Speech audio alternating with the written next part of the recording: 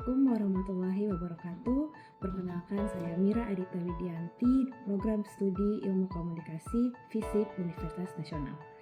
Video ini merupakan bagian dari PDD UKT-PT pada unsur pengajaran sebagai salah satu portofolio dalam sertifikasi dosen 2026.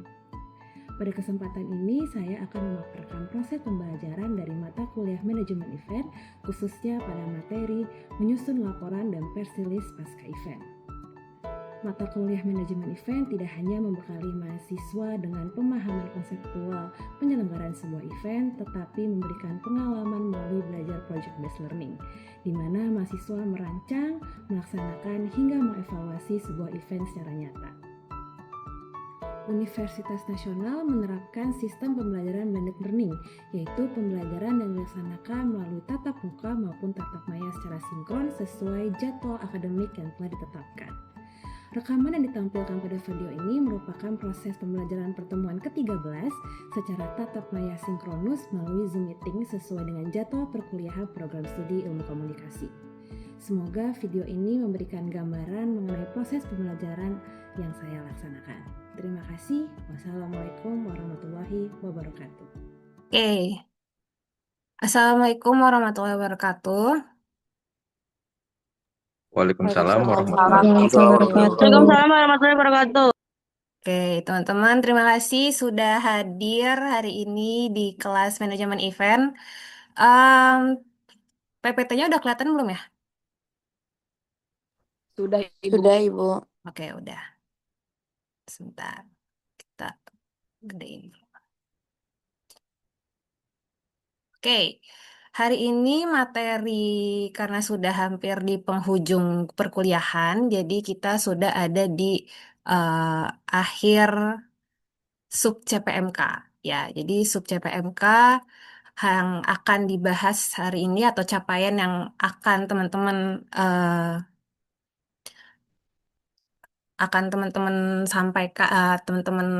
dapatkan hari ini adalah mahasiswa mampu menyusun laporan akhir penyelenggaraan event beserta materi komunikasi pasca event secara profesional.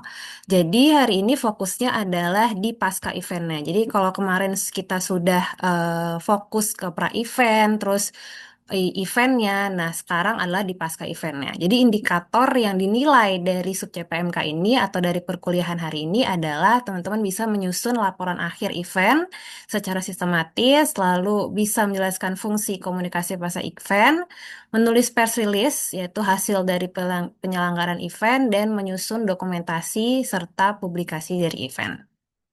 Ini adalah indikator ya. Jadi dari event ke publikasi, menyusun laporan dan press release pasca event. Nah, kalau misalnya teman-teman ingat nih, waktu awal kita kuliah, kan dijelaskan ya, ada pra-event, ada saat event, dan ada pasca event, yaitu post-production-nya. Jadi kalau misalnya pra-event itu kan lebih ke nyusun proposal gitu ya, terus ada brief dari klien, kalau misalnya I.O., terus saat eventnya yaitu adalah ketika eventnya berlangsung gitu, di mana di situ ada koordinasi tim, ada monitoring acara, mengatur rundown gitu ya. Terus kalau misalnya ada problem di lapangan, ada problem solvingnya seperti apa. Nah, itu adalah saat event. Nah, pasca event fokusnya adalah di dokumentasi. Di dokumentasi yaitu bisa berupa laporan kegiatan, ya, evaluasi keberhasilan event, serta ada feedback-feedback dari klien. Nah, ini adalah fokus dari pasca eventnya, gitu. Nah, yang menjadi pembahasan hari ini adalah lebih ke laporan dan press release. Nah, sebelumnya, kenapa sih komunikasi pasca event itu penting? Karena event tidak berakhir ketika acara selesai. Jadi, kalau misalnya acara udah selesai, itu teman-teman nggak berhenti tuh tugasnya sampai dari sampai situ, gitu. Tapi harus ada yang masih dikerjakan.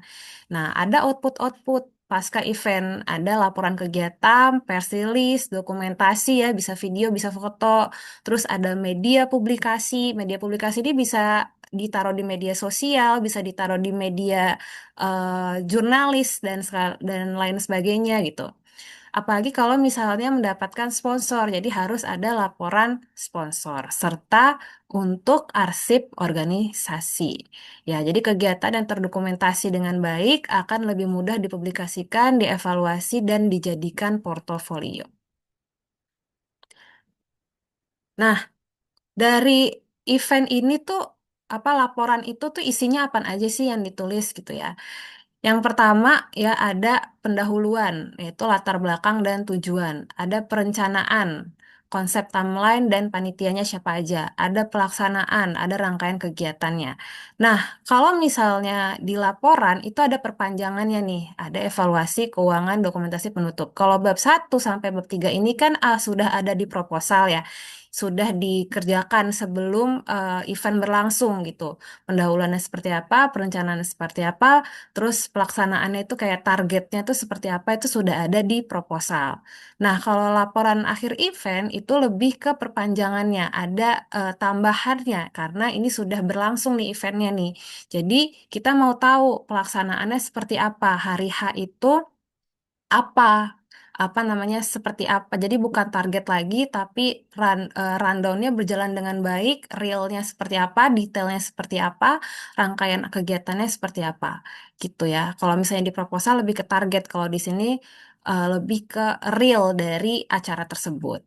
Lalu ada evaluasinya, ada keberhasilan dan kendalanya gitu ya. Keberhasilannya apa dan kendalanya juga apa. Terus ada realisasi keuangan, ada realisasi keuangannya, yaitu kalau misalnya di proposal kan lebih ke RAB ya, rancangan anggaran biaya. Tapi kalau misalnya di laporan itu lebih penggunaan dari biaya tersebut gimana, dari anggaran tersebut seperti apa. Terus dokumentasi ya, ada foto dan bukti kegiatannya, lalu ada penutup yaitu kesimpulan dan saran. Sarannya bisa untuk event organizer-nya, atau bisa untuk PT-nya dari klien, sponsor, atau bisa untuk ke masyarakat luas gitu. Nah, contoh dari evaluasi event nih. Keberhasilannya misalnya mencapai target atau enggak. Oh, target peserta tercapai gitu. Atau didetailkan ya di sini nih. Targetnya awalnya 150, ternyata peserta yang hadir 200, berarti melebihi target gitu. Atau acara berjalan sesuai dengan rundown. Terus engagement media sosial meningkat. Biasanya kan kalau misalnya pas event itu teman-teman live report gitu ya di media sosial. Nah, itu bisa di analisis engagement media sosialnya seperti apa. Lalu kendalanya apa nih? Keterlambatan registrasi, terus koordinasi antar divisi kurang optimal atau koneksi internet tidak stabil. Kalau misalnya webinar gitu kan suka ada kendala-kendala teknis ya dari internet, device atau segala macam seperti itu. Dan ini adalah contoh nih gambarannya. Tapi kalau misalnya untuk di laporan itu bisa lebih detailkan lagi. Misalnya keterlambatan registrasinya karena apa? Seperti itu. Jadi terus koordinasi antar divisinya ini divisi apa dengan apa yang kurang optimal dan lain sebagainya. Gitu. Nah, kalau tadi laporan, sekarang masuk ke press release. Nah, press release itu adalah naskah informasi resmi yang dibuat organisasi untuk disebarluaskan kepada media. Jadi press release itu teman-teman, bentuknya itu adalah mirip dengan berita. Karena press release itu bahan yang dibuat oleh si event organizer atau penyelenggara event itu untuk media. Jadi nanti diolah lagi sama medianya gitu. Nanti baru di up ke media mereka gitu, online ataupun cetak.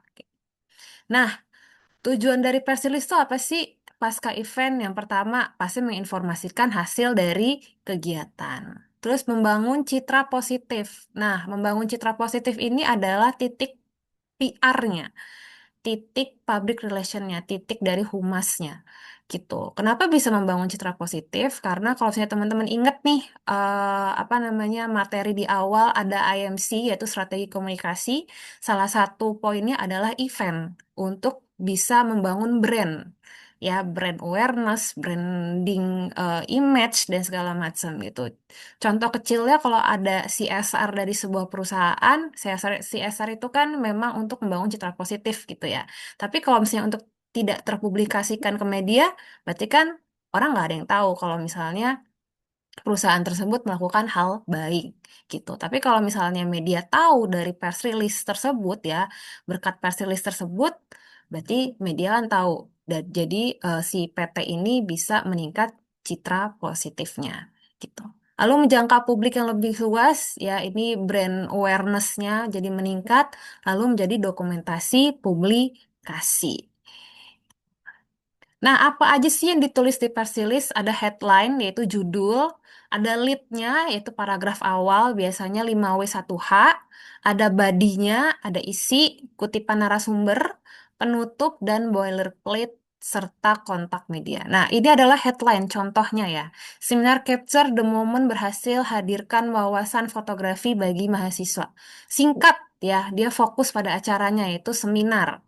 Terus ada nilai beritanya, ada keberhasilan, ada wawasannya di sini ya, ada sifatnya bagaimana gitu. Terus jelas tidak ambigu, langsung pada sasaran mahasiswa dan tidak berlebihan atau bebas dari gaya clickbait atau promosi. Jadi karena ini berita, jadi bukan promosi, jadi nggak boleh clickbait gitu. Nah, ini adalah lead yang tadi paragraf awal 5W1H, ini where and when-nya Jakarta 10 Juli 2026. Terus WHO-nya adalah Himpunan Mahasiswa Ilmu Komunikasi Universitas Nasional. How-nya bagaimana sukses menyelenggarakan seminar ya, sukses. Terus what-nya apa? Berarti seminarnya apa? Bertajuk Capture the Moment, Stories in Every Frame. Lalu diikuti oleh lebih dari 150 peserta, yaitu Y atau scale-nya, ya skalanya. Jadi kalau scale ini juga menjadi nilai berita. Seperti itu. Nah, ini badinya, badi dan kutipan langsungnya. Jadi kutipan langsung itu bisa jadi dari ketua panitianya. Ketua panitianya ngomong apa nih? Nah, itu ditaruh gitu, dia diletakkan di press release. Kalau isinya adalah bagaimana menjelaskan jalan acaranya. Jadi jumlah pesertanya berapa, materi apa yang disampaikan, lalu hasil kegiatannya seperti apa. Seperti itu. Nah, kenapa harus ada kutipan? Karena kalau berita itu eh karena persilis itu basicnya adalah berita, berita itu harus punya sumber yang kredibel, harus ada titik humanistiknya lah gitu, ada sentuhan manusianya. Nah, sentuhan manusia itu diwujudkan atau diwakili dengan kutipan langsung dari narasumber. Bisa ketua panitia, bisa narasumber dari si acara tersebut, misalnya seminar gitu ya, atau tokoh yang hadir sebagai undangan di acara seminar tersebut atau di acara event tersebut gitu ya. Itu bisa menjadi kutipan atau sumber narasumber. Nah, terus boilerplate dan kontak media. Boilerplate ini lebih ke profil organisasi ya. Jadi Himpunan Mahasiswa Ilkom UNAS adalah organisasi kemahasiswaan yang bergerak dalam pengembangan akademik dan kreativitas mahasiswa di bidang komunikasi. Nggak usah panjang-panjang, 1-2 paragraf cukup gitu. Terus kontak media ini biasanya humasnya ya, nama jabatannya apa, lengkap dengan nomor telepon serta emailnya gitu. Nah, kalau ini adalah hal-hal yang harus dihindari dari sebuah press release. Jadi press release itu tidak promosi ya teman-teman ya. Memang tujuannya untuk promosi, tapi dari kalimatnya itu bukan bahasa promosi, tapi bahasa berita gitu ya, bukan iklan. Terus headline-nya tidak clickbait. Jadi karena kalau clickbait itu bisa kehilangan kredibilitas jurnalistik, jadi PR itu juga harus bisa belajar tentang jurnalistik, apalagi bahasa-bahasa jurnalistik. Lalu harus ada faktanya, misalnya ada data pesertanya. Jadi kalau tidak ada data pesertanya, berarti itu menjadi salah satu hal yang red flag dari sebuah press release. Terus tidak ada kutipannya, tadi saya bilang ada titik humanistiknya, dan itu harus ada kutipan langsung dari narasumber, biar tidak terasa kaku atau robotik ya. Paragraf terlalu panjang. Nah, ini juga menjadi salah satu yang penting, karena dari press release itu kan akan diolah lagi nih sama si jurnalisnya kan. Nah, kalau panjang-panjang, jurnalis itu akan sulit mendapatkan inti dari acara ini sebenarnya apa sih gitu.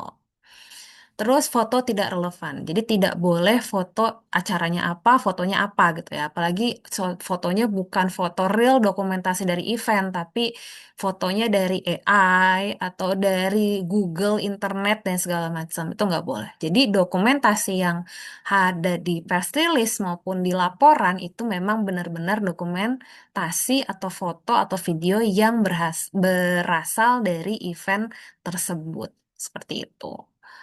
Nah, ini adalah referensi yang bisa teman-teman eh, pelajari ya. Ada buku.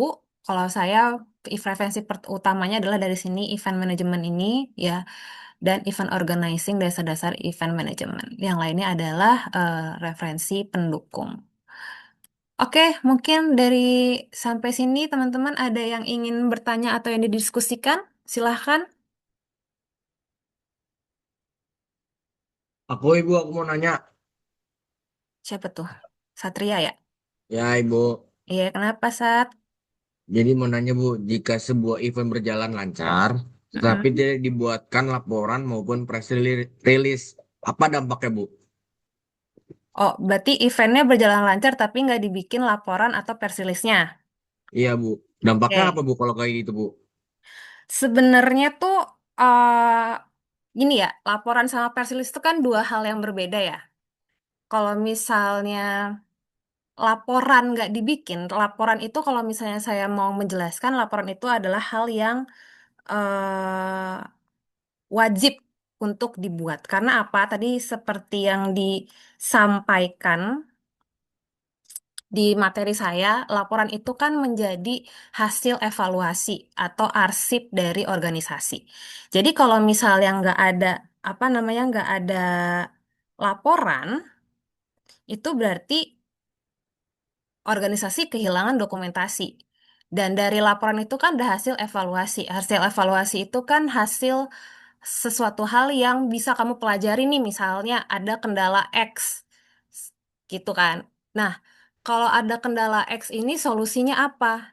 Next-nya harus apa yang dilakukan agar itu tidak terjadi. Nah, kalau misalnya itu tidak terdokumentasi dengan baik, nggak ada sejarahnya nih, nggak ada catatan sejarahnya, itu next-nya hal tersebut bisa menjadi kendala tersebut atau peristiwa negatif tersebut akan bisa terulang lagi gitu.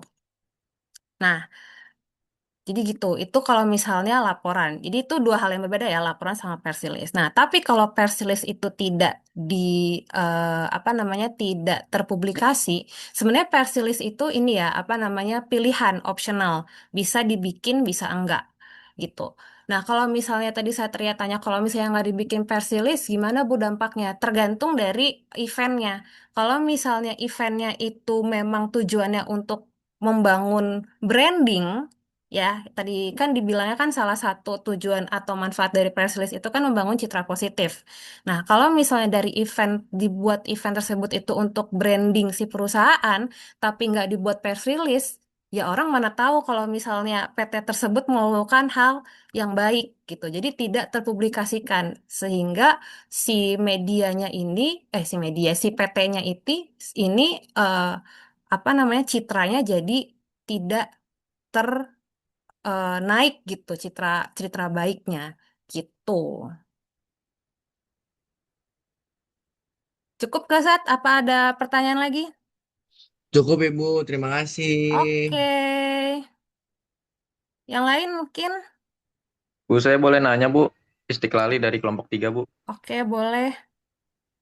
Eh, Kalau event yang diselenggarakan skalanya kecil dan pesertanya itu nggak terlalu banyak, apa tetap perlu membuat press release, Bu? Atau ada batasan tertentu kapan sebuah event barunya itu dianggap layak buat dipublikasikan lewat press release gitu, Bu? Oh, Ya intinya apa? Ya intinya apa setiap event perlu dibuatkan press release atau hanya event dengan skala tertentu aja, Bu, yang layak dipublikasikan? oke. eh Press release ya. Berarti ini fokusnya ke press release ya. Nah, press release itu tadi aku bilang, pas ini nyambung sama pertanyaan Satria tadi. Jadi press release itu kan sebenarnya optional. Kalau misalnya laporan itu wajib karena sebagai arsip dari organisasi tersebut. Nah, kalau misalnya press release itu optional. Tergantung dari event yang tadi saya bilang. Nah, kalau misalnya pertanyaannya adalah ukuran eventnya itu yang layak untuk dibikin press release atau wajib dibikin press release itu seperti apa sih gitu ya. Mungkin gini, pertama adalah dari value-nya, dari nilai beritanya gitu. Ada nggak sih hal-hal penting yang disampaikan dari event tersebut? Misalnya tadi kalau misalnya aku kasih apa namanya contoh ke pertanyaannya Satria, ini PT bikin CSR buat naikin branding. Nah, berarti kan ada keperluan untuk naikin branding. Kalau misalnya mau naikin branding, berarti harus tersebar luas. Gitu kan. Itu tujuan pertamanya. Atau misalnya di event tersebut itu dihadiri oleh tokoh penting.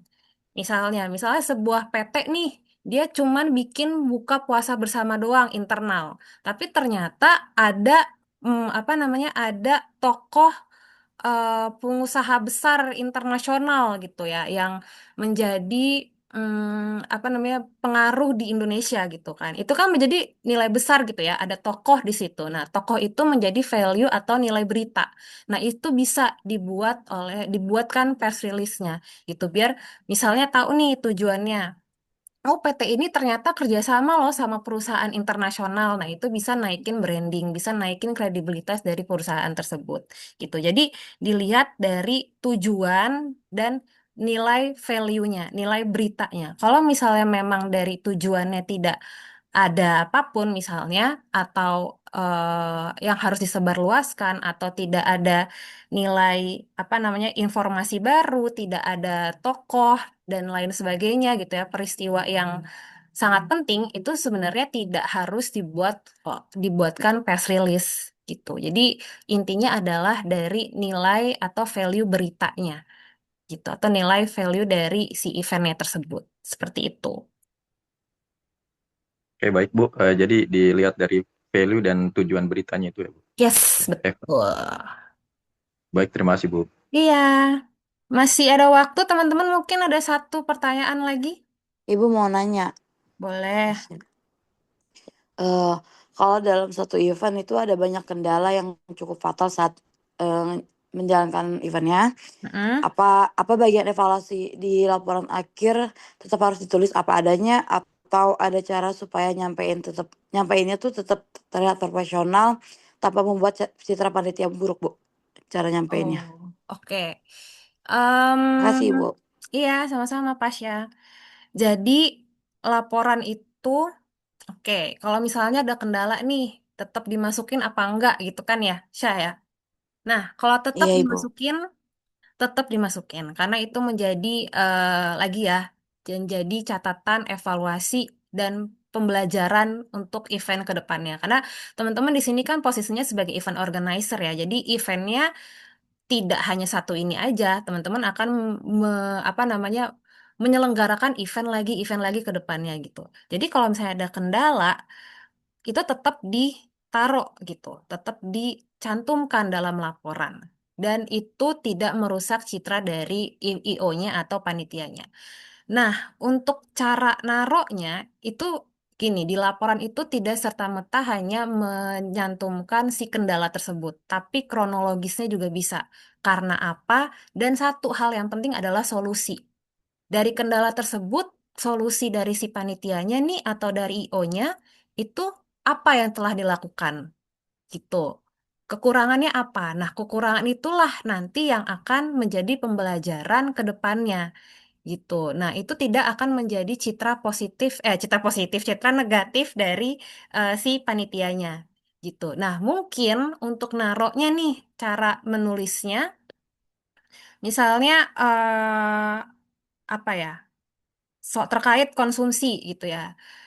Dan tidak menyalahkan gitu. Misalnya divisi konsumsi tidak bertanggung jawab, misalnya contohnya kayak gitu, atau divisi konsumsi telat menyalurkan konsumsi ke peserta atau ke eh, narasumber gitu. Enggak, tapi kita lihat langsung kendalanya terkait konsumsi misalnya gitu ya. Terkait konsumsi terdapat kendala keterlambatan distribusi dikarenakan eh, kurang adanya koordinasi atau apa namanya, di dikarenakan miskomunikasi antar catering misalnya kayak gitu. Jadi memang harus ada kalimat yang lebih profesional, tidak menyalahkan salah satu orang atau salah satu divisi, tapi memang ada kendala di situ dan ada solusinya seperti itu. Jadi nggak serta-merta naruh kendalanya apa, tapi kronologis dan ceritanya seperti apa.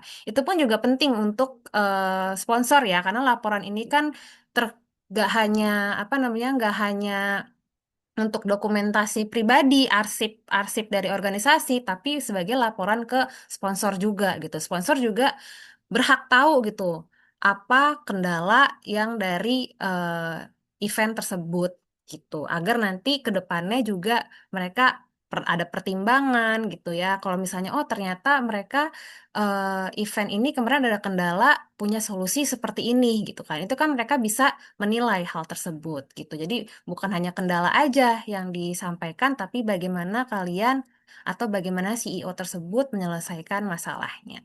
Seperti itu. Oke, Pasya cukup atau ada pertanyaan lanjut? Cukup Ibu, makasih Ibu. Oke, siap.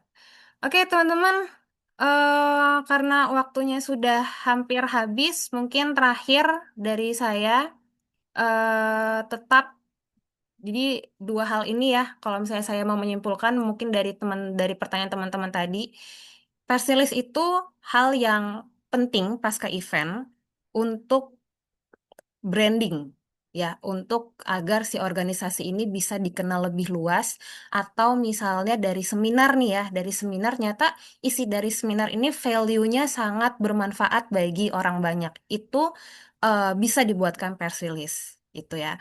Jadi value yang beritanya. Tapi kalau laporan itu hal yang harus dilakukan oleh sebuah event organizer karena untuk pembelajaran ke depannya gitu ya, untuk hasil evaluasi agar hal yang sama yang menjadi kendala itu tidak terulang lagi ke depannya. Seperti itu.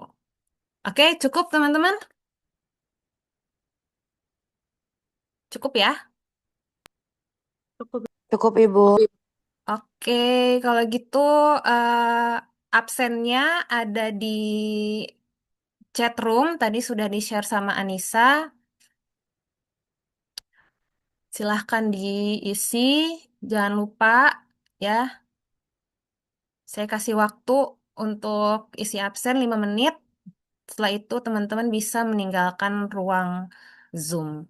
Terima kasih semuanya. Saya tutup. Wassalamualaikum warahmatullahi wabarakatuh.